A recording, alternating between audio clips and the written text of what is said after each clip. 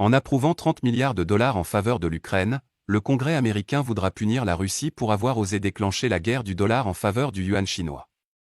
La deuxième économie mondiale a montré aux yeux des Américains qu'elle voulait saisir l'opportunité de détrôner le dollar comme monnaie de référence pour le profit. Depuis février, avec le retrait de ses dépôts en devises du Trésor américain, on parle milliards de dollars, du yuan.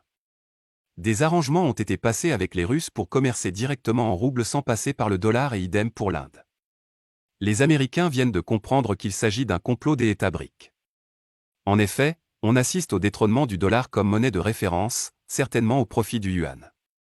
Les Américains ont enfin compris que si l'Ukraine est vaincue, ils seront les grands perdants de cette guerre. Aujourd'hui, ils veulent étouffer la Russie par tous les moyens, militairement et économiquement, et la forcer à rompre tous les traités qu'elle exploite pour faire passer la guerre, que n'est plus équivalent au programme des autres membres de l'OTAN, mené par la France et l'Allemagne, qui dépend à 40% du gaz russe et paie déjà ses factures en roubles, comme le dicte Poutine. La situation est grave, s'il le faut, la Russie périra avec tout le continent européen. Aujourd'hui, toutes ces économies se demandent s'il faut vraiment suivre l'Amérique jusqu'au bout face à une Russie qui ne reculera jamais. L'inflation en Europe devient insupportable et les prévisions à court terme n'augurent rien de bon pour un avenir meilleur. La France va bientôt rompre les accords avec l'OTAN, des voix s'élèvent au Parlement français pour demander à la France de se développer individuellement comme en Allemagne. La Russie résistera en Ukraine pendant au moins 2 ans, le Brent dépassera les $200 et les économies chinoises et indiennes, qui paient le gaz et le pétrole russe en roubles, n'adopteront pas de mesures d'austérité aux dépens des États-Unis et des membres de l'OTAN qui doivent gérer une inflation sans précédent dans l'histoire énergétique mondiale.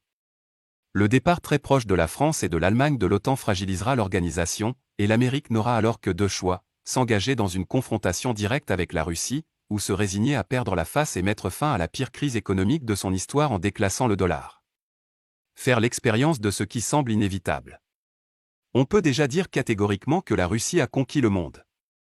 La géopolitique mondiale se rejoue, la grande puissance de demain pourrait être la Chine, suivie de l'Inde et de la Russie car ce trio a réussi à l'emporter sur les États-Unis.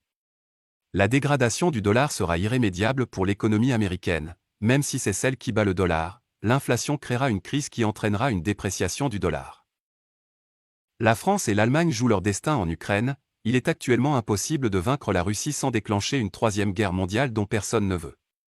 Nous sommes donc face à une question de l'utilitarisme de Bantam, mener tout un continent à sa mort pour l'Ukraine, ou livrer l'Ukraine à Poutine. Le choix est fait rapidement et seule la méthodologie est actuellement explorée. La récente décision du président Biden de mener l'Ukraine à la victoire serait une source de discorde, ce n'était pas prévu. Le risque est grand que le continent européen ne veuille pas emboîter le pas, et c'est pourquoi Mélenchon deviendra également Premier ministre en France. Sa tâche est de sortir le pays de l'Alliance Atlantique, et l'Allemagne suivra en tant que deuxième pays. Mélenchon portera donc ce lourd fardeau pour sauver le continent européen, qui fumera enfin le calumet de la paix avec la Russie pour une Europe unie et très forte face à la montée en puissance de la Chine qui, après l'illusion de la victoire, sera en réalité le principal vainqueur de cette guerre que les Américains ont exploitée avant de se rendre compte que cette guerre visait en fait à paralyser leur économie. Smart Africa l'a déjà découvert, bien que dans le collimateur des Américains pour ne pas avoir condamné l'invasion russe, le rapport de la CIA est sans équivoque. L'Afrique a déjà tourné le dos à l'Amérique et voit une victoire russe par des moyens économiques et militaires secrets et ouverts avant les accords de coopération augmentent déjà. Les Africains savent aujourd'hui que la liberté totale du continent passera par la Russie et travaillent à maintenir des liens très étroits avec la Russie tout en préparant les mentalités à accepter ce virage à 180 degrés. Nous sommes donc en plein milieu du nouvel ordre mondial tant attendu, il s'impose à nous tous et personne n'y échappera, car la roue a effectivement déjà tourné.